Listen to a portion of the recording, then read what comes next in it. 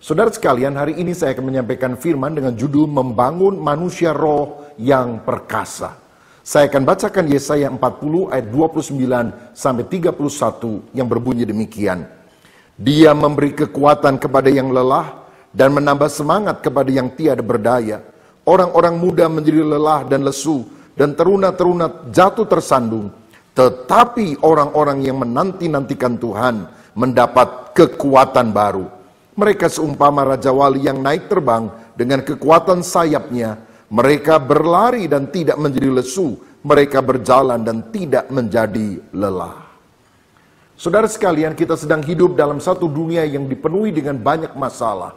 Apalagi hari-hari ini pandemi corona belum usai menimpa ratusan negara di dunia.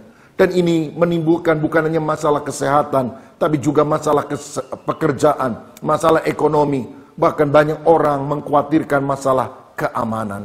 Dalam situasi semacam inilah kita membutuhkan kekuatan batin untuk kita bisa mengatasi segala perkara yang ada. Alkitab tadi berkata orang-orang muda akan jatuh tersandung, tetapi orang-orang yang menanti-nantikan Tuhan akan mendapatkan kekuatan baru. Mereka seumpama Raja Wali yang naik terbang. Ketika badai datang, justru Raja Wali akan lebih terbang tingginya, mengatasi segala tantangan. Dan itulah kekuatan yang kita butuhkan hari-hari ini. Ada banyak orang mengukur kekuatan seseorang dari fisiknya. Kalau ototnya kuat, atau dia bisa mengangkat barbel ratusan kilo, kita pikir dia adalah orang yang kuat.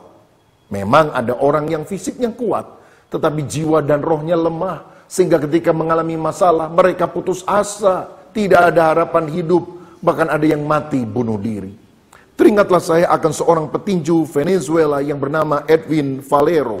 Dia digelari sebagai Raja KO, karena dalam karir profesionalnya, dia pernah memperoleh 27 kemenangan yang diperolehnya tanpa kalah, dan semua lawan dijatuhkan dengan knockout. Hebat sekali orang ini.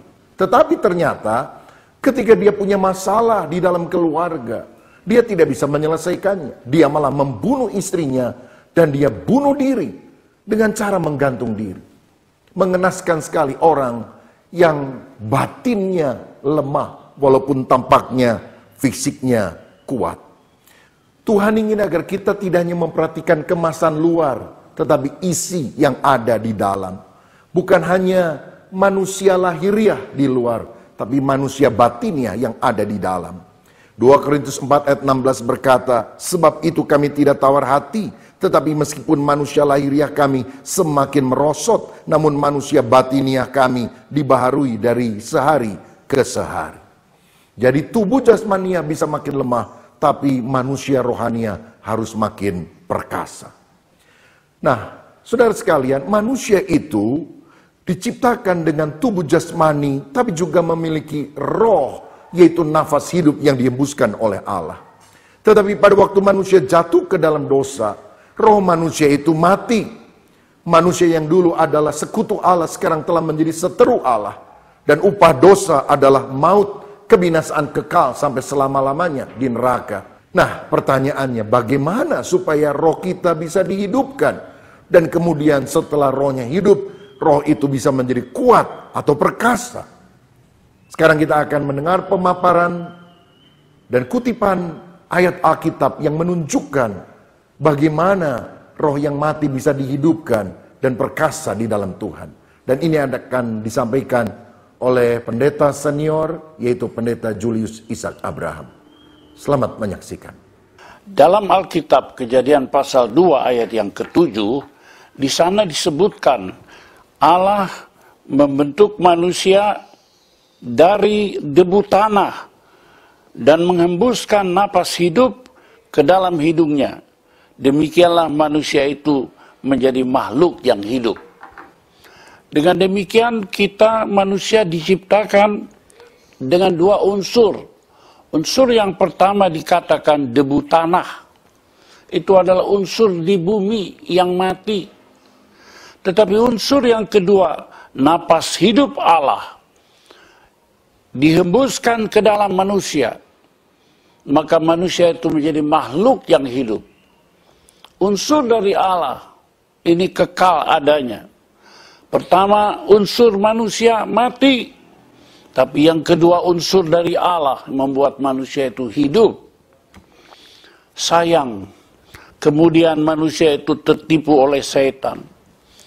Sehingga dalam Kejadian pasal 3 ayat yang ke-19 dinyatakan, dengan berpeluh engkau akan mencari makananmu sampai engkau kembali lagi menjadi tanah, karena dari situlah engkau diambil.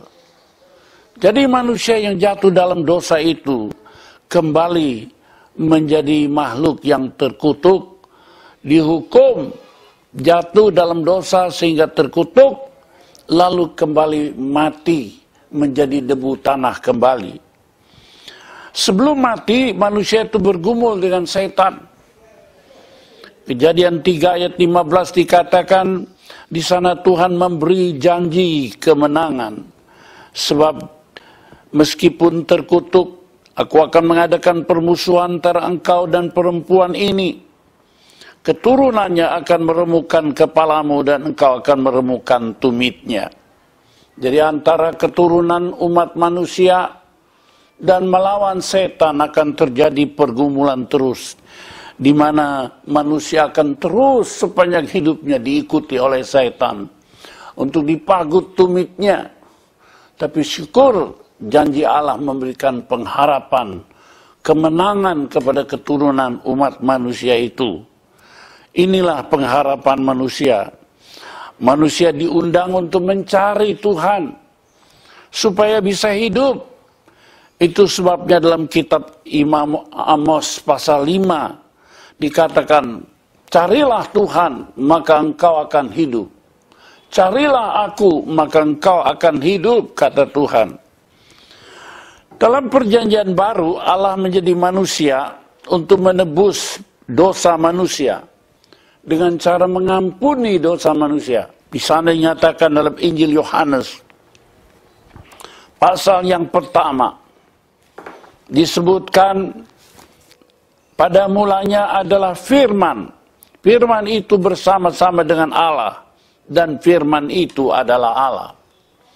Jadi yang didengar oleh manusia itu firman, suara, dan suara itu adalah suara Allah, dan suara Allah itu adalah Allah sendiri. Nah, firman itu kemudian sudah sekalian dikatakan menjadi manusia. Dalam ayat yang ke-14 dikatakan, firman itu telah menjadi manusia, diam di antara kita dan kita telah melihat kemuliaannya. Itulah Yesus Kristus yang firman menjadi manusia itu.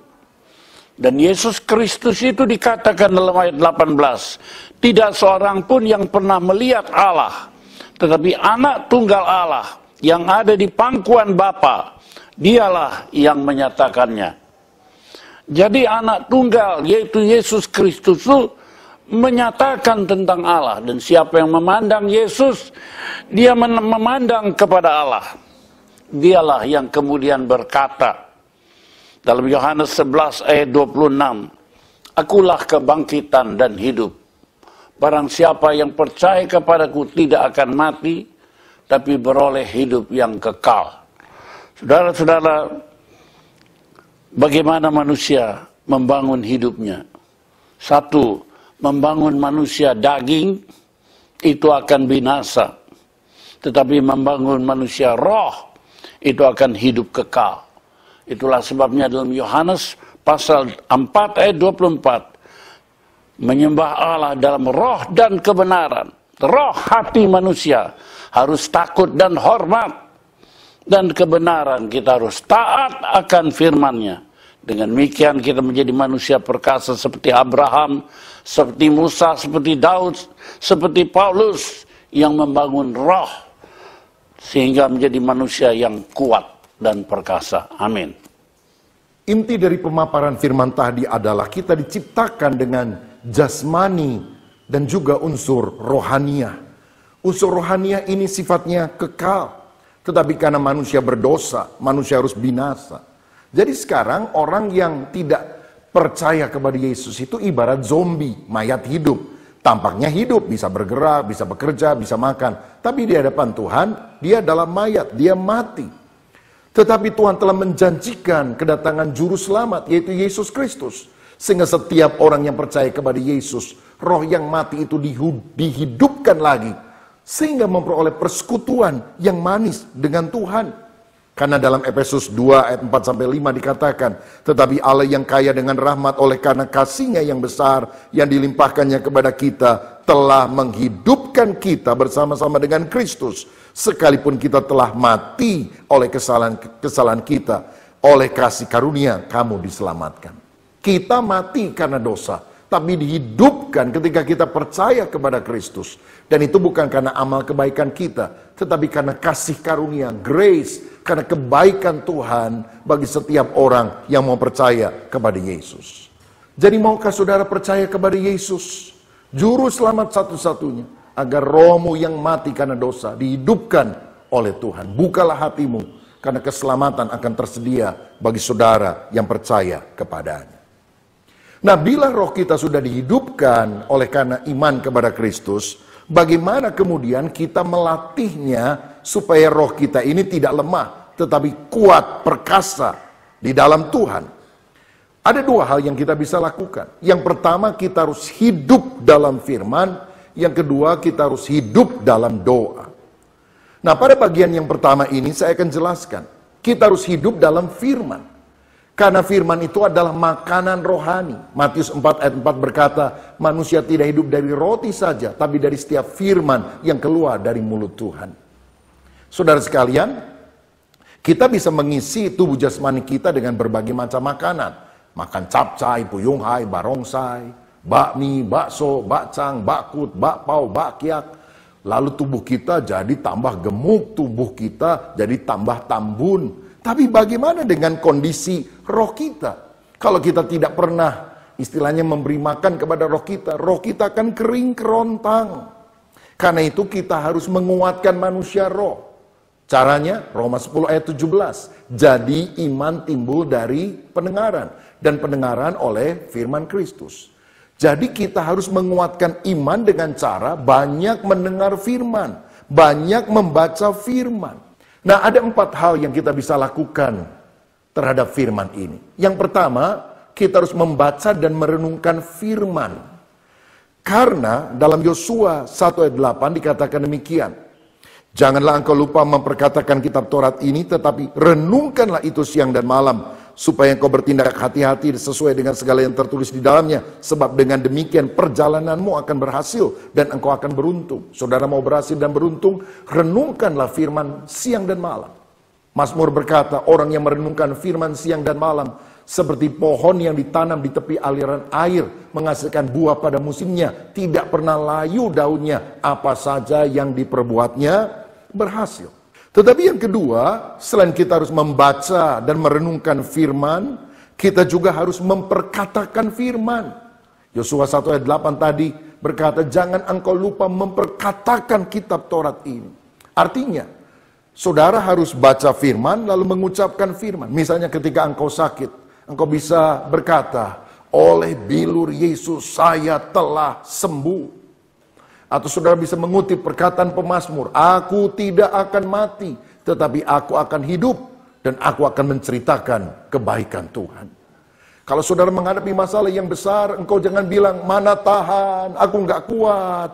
Saudara harus berkata, segala perkara dapat kutanggung di dalam Dia yang memberikan kekuatan kepadaku. Perkataan iman yang selaras dengan firman akan menguatkan manusia roh kita. Tetapi yang ketiga, kita juga bisa menyanyikan firman. 1 Korintus 14 ayat 15 berkata, jadi apakah yang harus kubuat? Aku akan berdoa dengan rohku, tetapi aku akan berdoa juga dengan akal budiku. Aku akan menyanyi dan memuji dengan rohku, tetapi aku akan menyanyi dan memuji juga dengan akal budiku. Saudara, kalau kita menyanyikan puji-pujian, disertai dengan iman, maka itu juga akan memperkokoh batin kita untuk menghadapi segala tantangan. Saya juga teringat akan seorang jemaat yang juga kena COVID-19 sehingga harus dirawat di rumah sakit. nafas tersengal-sengal. Tetapi dia diingatkan oleh rekan-rekannya akan firman Tuhan. Bukan hanya hati yang gembira, tapi ada satu lagu yang menjadi rema dalam hidupnya, yang menginspirasi dia. Kata-katanya adalah, apapun yang terjadi dalam keadaanku, sukacitaku hanya ada di dalammu. Nah, ketika Ibu Funi yang kena sakit COVID ini terus menyanyikan lagu tersebut, kekuatan itu datang dan Tuhan memberikan pemulihan. Mari kita akan mendengar kesaksian tentang bagaimana Tuhan bisa memulihkan kehidupannya. Saya Funi, saya mau menyaksikan kebaikan Tuhan ketika saya dirawat inap selama 9 hari di Rumah Sakit Ptolemeus sebagai suspek COVID. Pada awalnya suami memperhatikan nafas saya yang terlihat sangat cepat, lebih dari 40 kali per menit. Dia menanyakan apakah saya sesak napas. Saya mengatakan tidak. Saya tidak menyadarinya saat itu. Saat itu saya sudah kesulitan menelan makanan dan juga demam sebentar. Oleh karena itu, suami memutuskan untuk meminta saya melakukan CT scan atas rujukan sahabat kami, Dr. Diki. Tanggal 3 April, saya ditemani suami untuk melakukan CT scan, dan tanggal 4 pagi, suami ditelepon Dr. Diki untuk segera ke IGD, karena berdasarkan dari CT scan paru-paru saya, sudah terinfeksi virus. Puji Tuhan, setelah saya masuk ke IGD, para dokter dan perawat cepat tanggap untuk segera menangani saya. Puji Tuhan masih ada kamar isolasi yang tersedia. Tengah malam, saya masuk ke kamar isolasi. Hari kedua di rumah sakit, banyak WA dari kerabat dan sahabat untuk saya supaya tetap semangat dan mengingat hati yang gembira adalah obat. Tetapi saat itu kondisi susah untuk saya bergembira. Sehingga saya memutuskan untuk saya menyanyikan lagu Hati yang Gembira Adalah Obat dan Yesus Adalah Sukacitaku berulang kali. Sampai akhirnya saya mendapatkan rema dari kalimat di lagu Yesus Sukacitaku. Apapun yang terjadi dalam keadaanku, sukacitaku hanya di dalam Yesus. Di saat itu seperti ada semangat dan pengharapan yang baru, dan semangat untuk berjuang sembuh. 7 hari berikutnya di kamar isolasi sendiri, namun saya tidak merasa sendiri, karena saya punya Tuhan dan teman-teman yang menyemangati saya melalui WA. Yang saya lakukan di ruang isolasi, saya berdoa, memuji menyembah Tuhan, membaca Alkitab, dan mengucap syukur setiap hari yang sudah Tuhan beri. Tetap bersukacita, bahkan menyapa dan menyemangati ke dokter, para perawat, cleaning service, untuk mereka punya hati yang gembira juga. Dan Tuhan memakai perlindungan selama mereka bekerja. Saya juga membagikan pengalaman iman saya selama di rumah sakit melalui IG Story dan WA Story. Saya juga latihan pernapasan dan melakukan exercise ringan. Benar firman Tuhan yang mengatakan bahwa hati yang gembira adalah obat, tetapi semangat yang patah mengeringkan tulang. Semakin berangsur-angsur, kesehatan saya dipulihkan. Pada hari ke-9 saat Paskah, setelah dokter melihat kondisi saya, maka saya diperbolehkan untuk pulang. Saya percaya bahwa pada hari Paskah, di mana Yesus bangkit dan mengalahkan maut, saya sendiri juga mengalaminya. Tuhan Yesus sudah menang atas sakit penyakit saya. Saya juga mau share bahwa sampai detik saat ini, saya selalu mengingat WA dari sahabat saya yang selalu mengencourage saya bahwa corona hanya sebuah nama. Semua nama sudah bertekuk di bawah kaki Yesus sejak 2000 tahun yang lalu, ketika Yesus disalibkan. Yesus sukacitaku, Yesus kekuatanku, penolong dalam kesesakan, kau sangat terbukti. Hatiku bersuka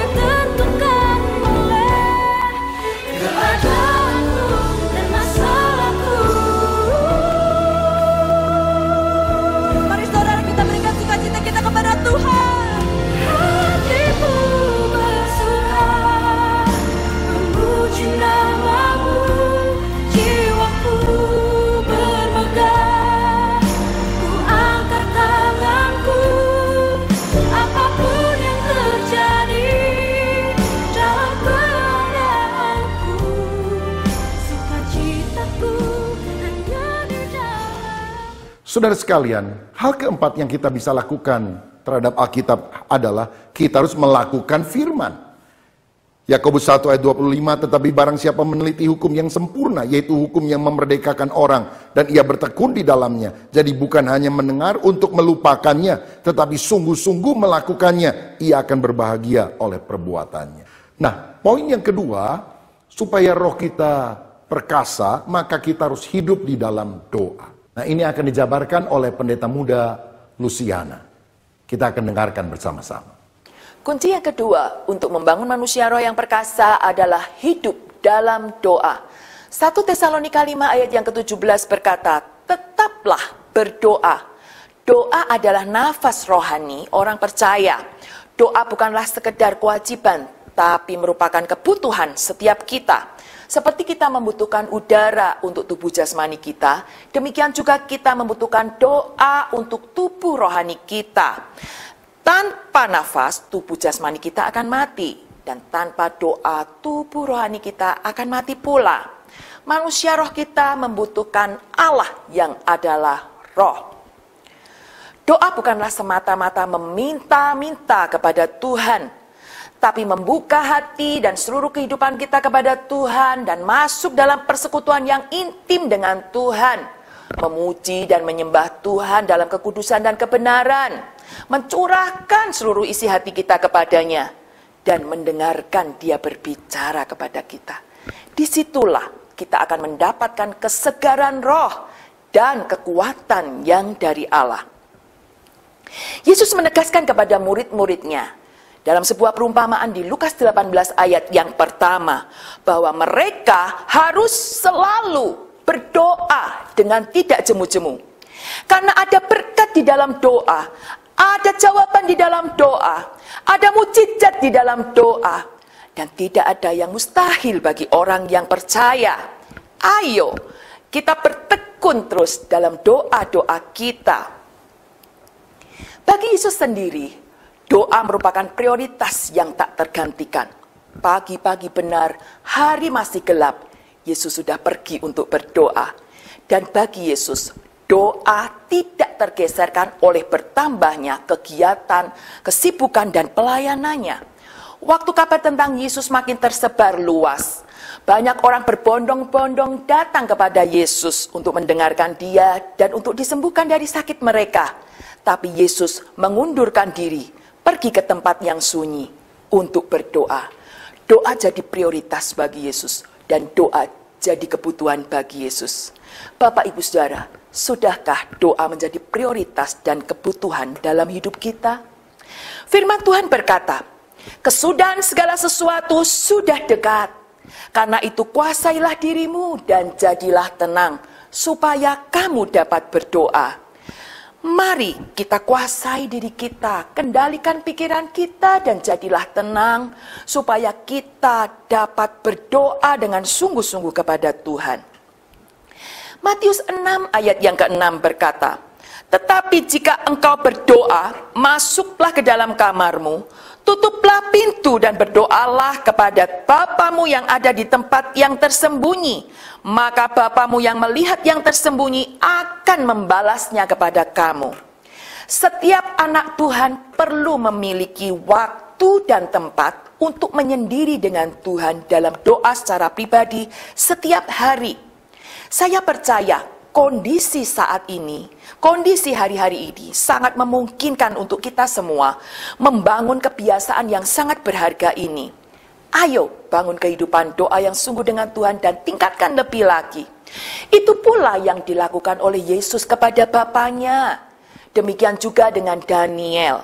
Dalam kamar atasnya, 3 kali sehari ia berdoa, berlutut dan memuji Tuhannya yang menjadi kebiasaannya setiap hari. Ikuti teladan yang indah ini. Ada seorang petani yang melihat anaknya sedang bekerja dengan sabit yang tumpul. Dan si petani ini berkata kepada anaknya, nak, kamu harus mengasah dulu sabitmu itu sebelum bekerja. Tapi anak itu berkata, mengasah sabit? Sibuk, Pak. Buang-buang waktu. Pekerjaan sangat banyak. Ini harus cepat selesai. Dan ternyata anak itu pun kelelahan dan frustrasi sendiri dengan pekerjaannya yang tak kunjung selesai. Seperti itulah kehidupan yang tanpa doa, bagai bekerja dengan sabit yang tumpul. Berdoa kepada Tuhan bukanlah membuang waktu sia-sia atau percuma saja. Karena saat kita berdoa, kita sedang mendahulukan Tuhan, menghampiri Tuhan dan melibatkan Tuhan dalam hidup dan pekerjaan kita. Akan ada hikmat, kekuatan, kesegaran, kemampuan yang mengalir dalam hidup kita. Dan pengalaman hidup bersama Tuhan ini akan memperkuat iman dan percaya kita kepadanya. Oleh sebab itu, jangan sia-siakan waktu dan kesempatan yang ada hari ini. Ambil keputusan, atur waktu dan tempat untuk menyendiri dengan Tuhan dalam doa.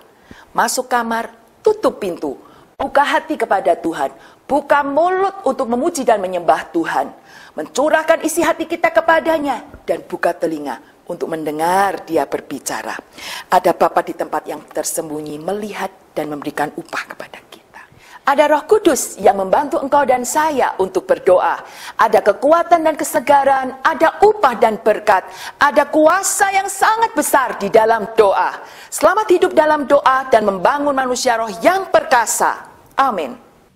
Saudara sekalian, kalau kita ingin membangun manusia roh yang perkasa, kita harus hidup dalam firman. Yang kedua, kita harus hidup di dalam doa.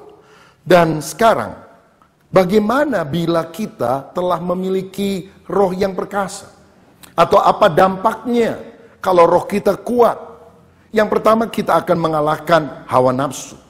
Kita bisa mengalahkan godaan dosa, godaan keinginan daging. Karena Galatia 5:16 berkata, maksudku ialah hiduplah oleh roh, maka kamu tidak akan menuruti keinginan daging. Kalau roh kita dikuasai oleh Roh Kudus, maka keinginan dosa sirna dalam kehidupan kita.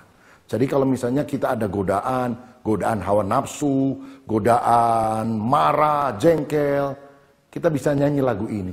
Ku telah mati dan tinggalkan cara hidupku yang lama. Artinya kita harus mematikan keinginan daging.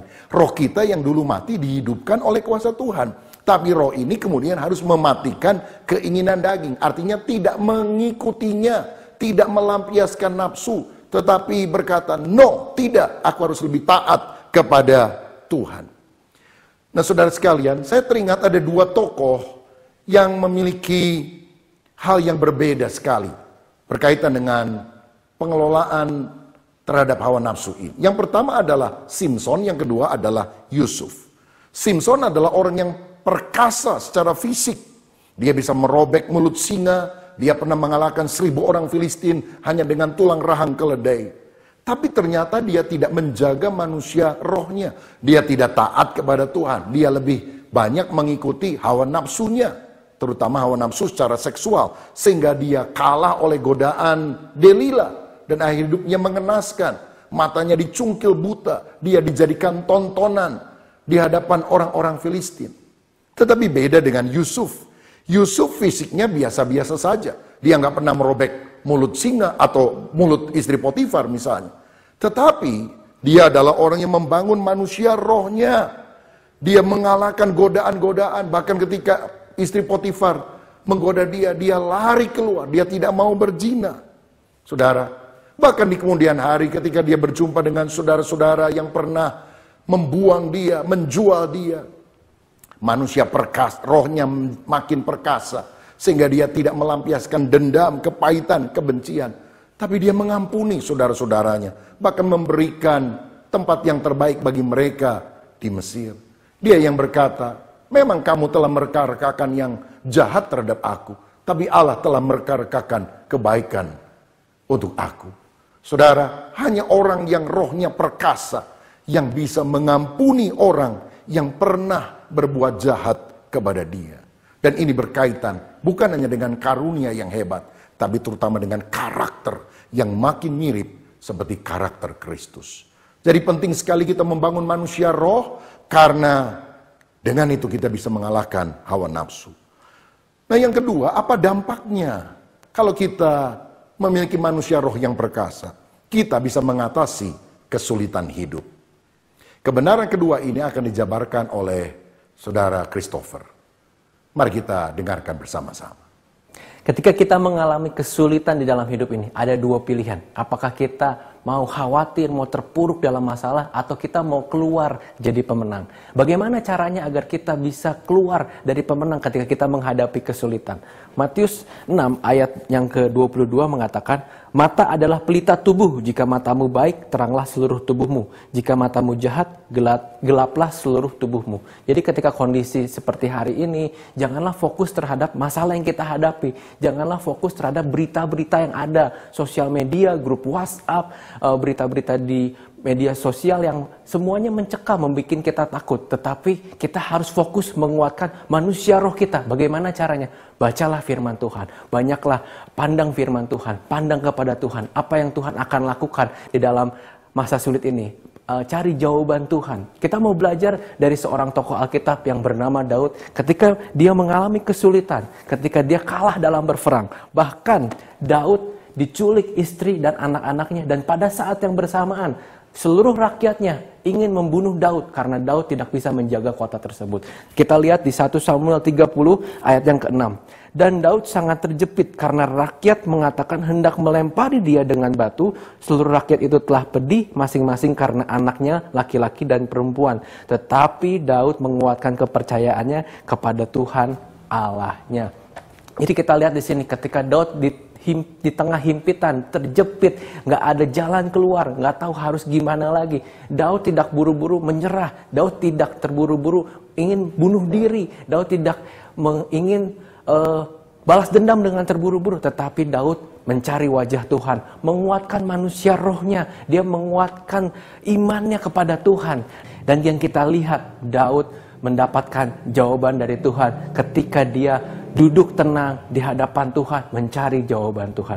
Bagaimana dengan kondisi kita hari ini? Apakah kita hari ini mengalami kesulitan di dalam keluarga, mengalami percekcokan, mungkin di dalam bisnis juga hancur, gaji dipotong, THR tidak dapat, cicilan tetap harus dibayar, pusing semuanya. Tapi apa yang kita lakukan? Apakah kita meratapi nasib? Atau kita maki-maki bos kita? Atau kita malah rusuh, malah marah kepada Tuhan juga malahan? Atau kita mau duduk diam, tetap menyembah Tuhan, memuji Tuhan, mengatakan Tuhan, Engkau baik. Tuhan, Engkau adalah sumber jawabanku. Engkau akan memelihara hidupku. Lakukan itu, maka roh kita akan dikuatkan. Satu ayat yang menguatkan kita semua dari 1 Korintus 10, ayatnya yang ke-13. Pencobaan-pencobaan yang kamu alami ialah pencobaan-pencobaan biasa yang tidak akan melebihi kekuatan manusia. Sebab Allah setia, karena itu Ia tidak akan membiarkan kamu dicobai melampaui kekuatanmu. Pada waktu kamu dicobai, Ia akan memberikan kepadamu jalan keluar sehingga kamu dapat menanggungnya.